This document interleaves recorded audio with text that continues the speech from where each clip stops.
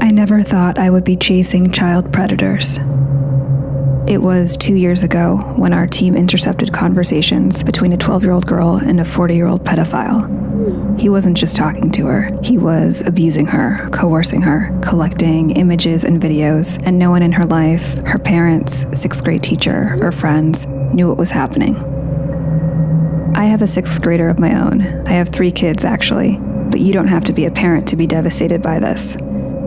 I work for a tech company that uses artificial intelligence to detect issues like grooming and sexual predation, and this is something we see constantly. These abuses are occurring quietly and mostly go unreported, and we want parents to know exactly what we know about what happens online. So we made a plan.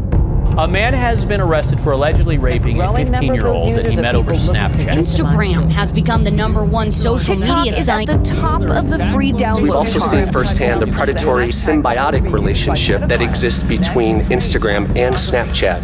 We would create a fictitious 15-year-old girl, complete with a believable social media identity, put her online, and document how long it would take for a predator to approach her. But creating a person out of thin air is complicated. We needed photos, but we knew we couldn't use an actual teenager. It would have to be someone on our team. I'm 37, but our graphic designers assured me that with the wonders of photo manipulation, they could magically make me look over 2 decades younger. We bought clothes and accessories, studied body language and facial expressions.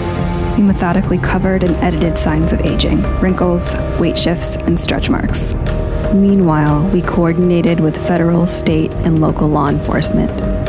Then we built a story around her, a history, a family, a social circle. Libby was born in 2004 and is a sophomore who recently moved to Indiana. We created multiple online accounts for Libby, prominently displayed her age, and posted typical teen content. We even created virtual friends for Libby who would comment on her posts. With everything in place, we would launch the project, give it a few months, and see if anyone would buy it. So we hit the button, and Libby went live.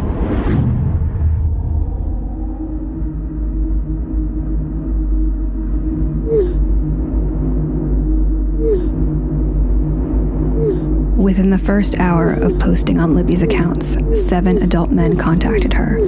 By the end of 9 days, that number was 92. The conversations ranged in severity from making sexual comments to sharing and requesting explicit photos and videos to manipulation and threats. The onslaught was so massive, it took 5 of us playing Libby full-time to keep up. We decided to move off-site where we could scale up the operation and gather as much information and evidence as possible. Since Libby is 15, men might try to falsely justify their actions towards her because of her proximity to adulthood. Would parents question, where's the bar? Would a 13-year-old face the same barrage of predators? A 12-year-old?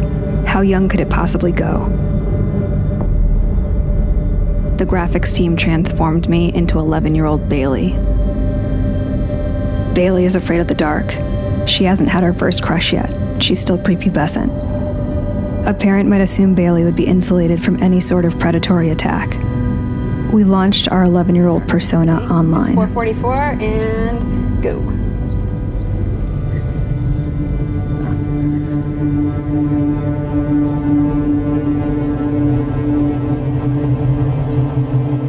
One like from a guy whose profile photo is a penis. Let's say 1 minute and 7 seconds. We have a message request. Although 2 more requests just came in. How much time? 1 minute and 40 seconds? Yeah. How old are you?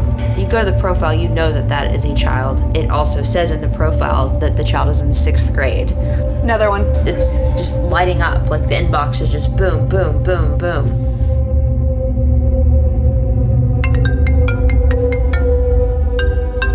An incoming video call in less than 5 minutes.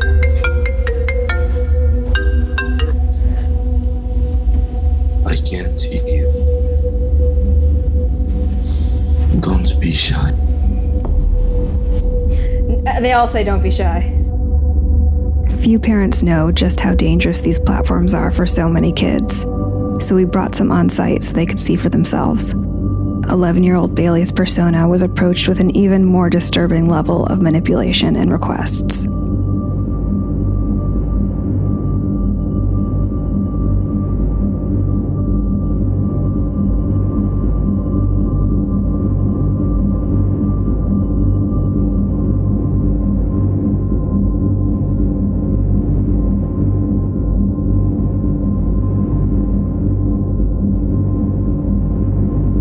While the majority of the abuse happened from a distance, our child profiles also received requests to meet up in person, especially our 15-year-old persona.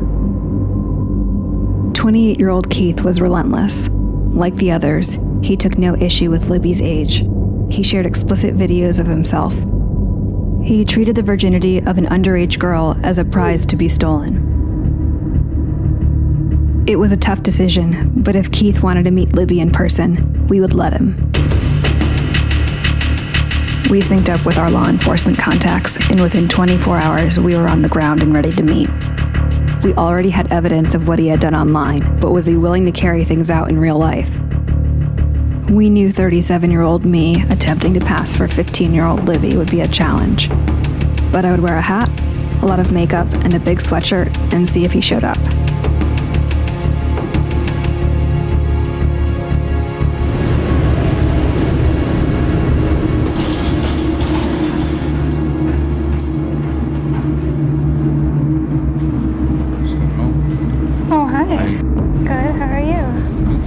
To meet you too. Hey. How you doing? Good. Okay. Is it what you expected? Well, yeah. So you going upstairs? Wait, so do you want to go for a walk first? Okay. What's wrong? Why you're not trying to rush upstairs? What was that? Why you're not trying to rush upstairs? I don't know. I'm a little nervous. Now let's go upstairs then. Don't be nervous. I've never done anything like this before, so I'm a little nervous. It's the first for everything. Yeah. Don't be. I'm not gonna rush you. We just go upstairs and talk. Okay. Have you ever? You wouldn't be shy. Are you okay with me being 15? I've never done it. Oh. But it's okay. I like to gentle, make you comfortable. I don't want to just get all the feeling and just, you know what I'm saying? Are you hungry? Stop trying to dodge it. Let's go upstairs.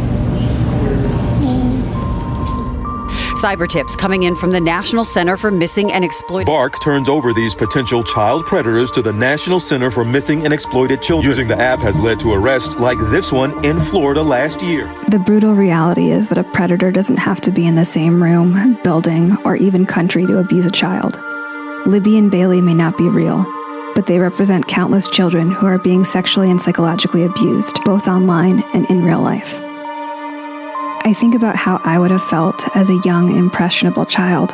I would have kept the abuses to myself for fear of being shamed and blamed. I would have suffered with it, secretly and quietly. Hi, Mama. Hi, did you have a good day? Yeah. Mama? Yeah. I was wondering, so in 2 more days you're gonna come back? That's right. Okay. I love you. I love you too. Our work has led to numerous arrests, but it's a drop in the bucket. Our work, nor the work of law enforcement or legislation, will ever be able to protect children as well as engaged parents and guardians can. When asked, my advice for parents is to talk to your kids early and often, know what apps they're using and with whom they're communicating. When facing crisis, kids need a soft place to land. Make sure they know they can come to you for help.